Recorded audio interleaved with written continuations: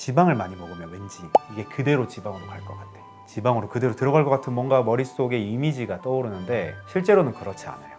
오히려 반대로 내가 양질의 지방을 충분하게 섭취를 해주면. 안녕하세요. 한방의 다이어트 이원경 원장입니다. 오늘은 많은 분들이 궁금해하시지만 오해도 많이 하는 기초대사량과 정체기에 대해서 한번 이야기해 볼까 합니다.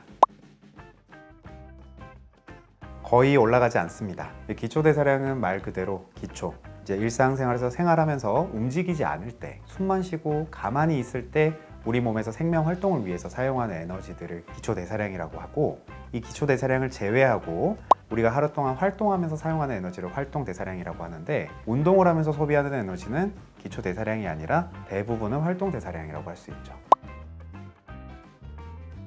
많은 칼로리를 섭취하는 게 제일 좋은 방법이에요. 많이 먹어야 기초대사량이 올라갑니다. 근데 우리는 다이어트를 하면서 기초대사량을 높여서 살을 빼고 싶은 게 최종 목적이잖아요. 그런데 많이 먹으라니, 칼로리를 이만큼 초과로 섭취하게 되면 그만큼 전부 다 살이 찐다고 생각하는데 실제로는 그렇지 않아요. 우리가 섭취하는 칼로리의 일부분, 심하게는 5% 이내라고 하는 경우도 있거든요. 그 정도의 에너지만 체지방으로 저장이 되고 살이 찌는 데 쓰이고, 대부분의 열량들은 우리 몸에서 그대로 사용해버리는 대사량으로 쓰이게 됩니다.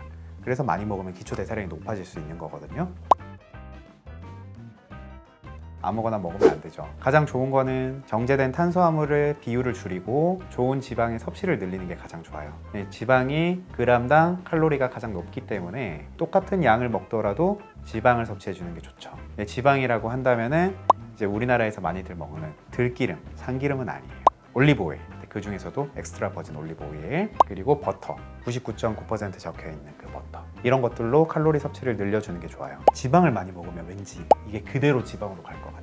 지방으로 그대로 들어갈 것 같은 뭔가 머릿속에 이미지가 떠오르는데 실제로는 그렇지 않아요.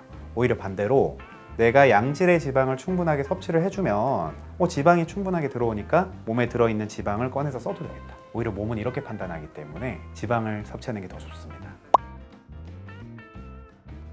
정체기가 왔을 때 기초 대사량을 높여서 살을 빼려면 이제 칼로리 섭취를 늘려야 됩니다. 칼로리 섭취를 늘리는 방법은 아까 말했듯이 양질의 지방 섭취와 함께 정제된 탄수화물, 일시적으로 살이 조금은 찔 수 있어요. 왜냐하면 몸에서는 지금 체지방 손실이 많이 일어났고 들어오는 영양소를 빨리 지방으로 다시 원상복귀, 원래의 몸으로 돌아가려는 항상성이 있어요. 그래서 일시적으로 살이 조금은 찔 수가 있는데 칼로리 섭취를 조금 늘리고 그만큼의 운동을 병행하면서 어느 정도 리바운드가 오는 거를, 약간 살찌는 거를 더 막을 수도 있어요. 그 상태에서 기초대사량을 더 높이고 싶으면 운동 강도를 조금 올리고 칼로리 섭취를 또 조금 올리는 거죠. 점진적으로 칼로리 섭취를 늘려가고 운동량도 늘려가면서 기초대사량을 높여놓으면 다이어트를 처음 시작하는 것처럼 살이 다시 빠져요. 한 번에 확 해서 확 올리고 한 번에 확 해서 확 빼고 이러는데 아니에요. 그거보다 훨씬 더 점진적으로 하셔야 되거든요. 2주에 한 100kcal만 늘려봐라. 아주 작죠.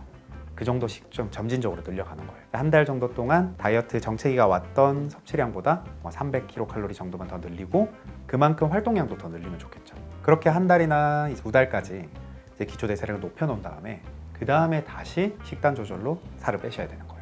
이렇게 다이어트 하셔야 요요가 오지 않습니다.